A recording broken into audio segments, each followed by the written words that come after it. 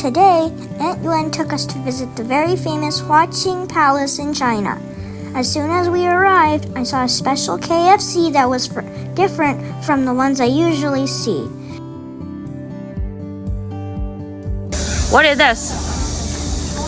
This is Chinese KFC. 这个是中国 KFC. Good. It was styled like Tang Dynasty architecture. The fusion of Western fast food and ancient Chinese architecture made it look very unique, and the food had been adjusted to better suit the local taste. Mom told me that she and Dad had been here before. Now, bringing us here is like they're revisiting old memories. Walking among these ancient buildings, it felt like we could sense the glorious history of the Tang Dynasty. The Huaqing hot springs are the most famous part of the palace and were the royal bathing pools of the Tang Dynasty. The hot springs began to be used over 3,000 years ago during the Zhou Dynasty. By the Tang Dynasty, Emperor Xuanzong Lilongji ordered the construction of luxurious palaces and hot spring pools here.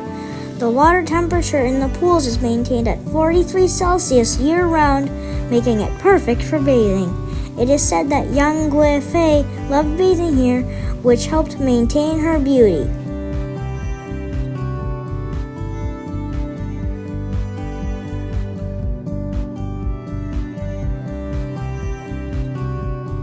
We took photos in front of the dragon head on the central viewing platform.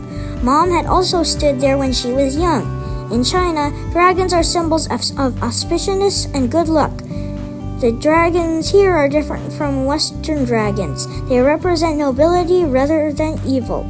There are also many elements related to Shanxi culture and around the Huaqing hot springs, such as Qin opera masks, drums, and ancient viewing platforms.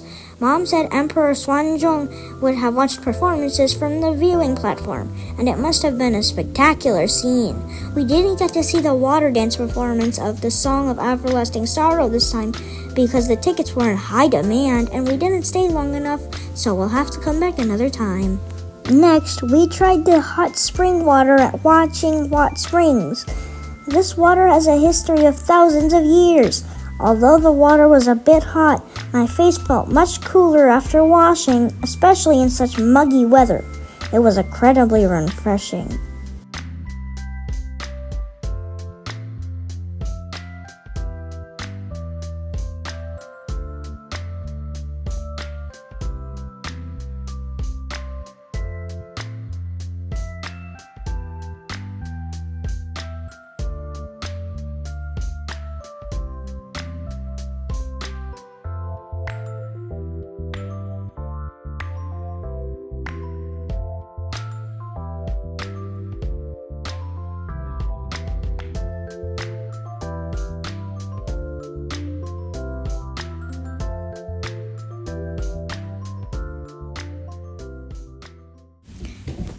Mom also told us one of the most famous stories from the Tang Dynasty, the love story between Emperor Xuanzong and young Guifei.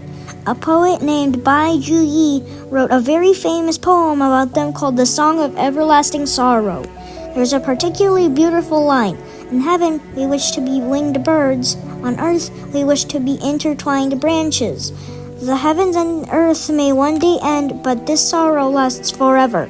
This line describes their deep love for each other, but their inability to be together due to various reasons, evoking deep emotions.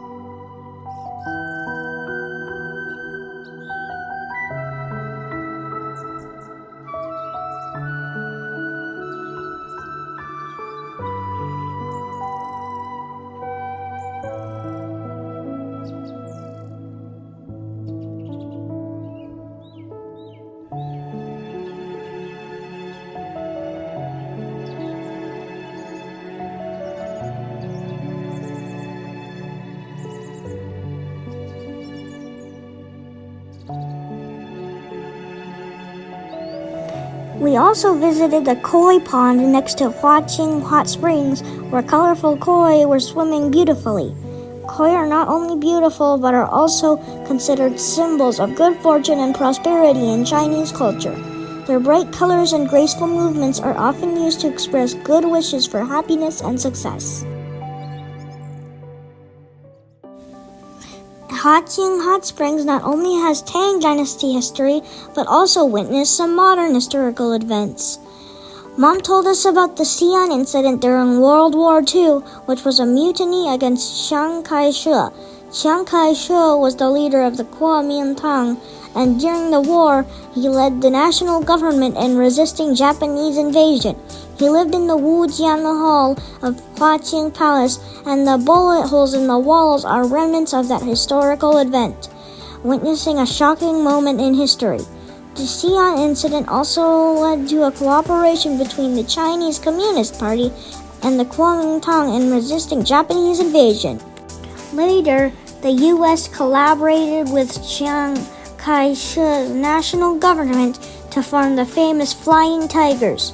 The Flying Tigers were a volunteer air force composed of American pilots who helped China resist Japanese aggression during World War II. Their emblem was a roaring shark, which was very impressive. General Claire Lee Chennault, the commander of the Flying Tigers, played a crucial role in the war, and the pilots often received help from the Chinese people, such as repairing planes and providing food. Some museums in the U.S. still have records of these historical events.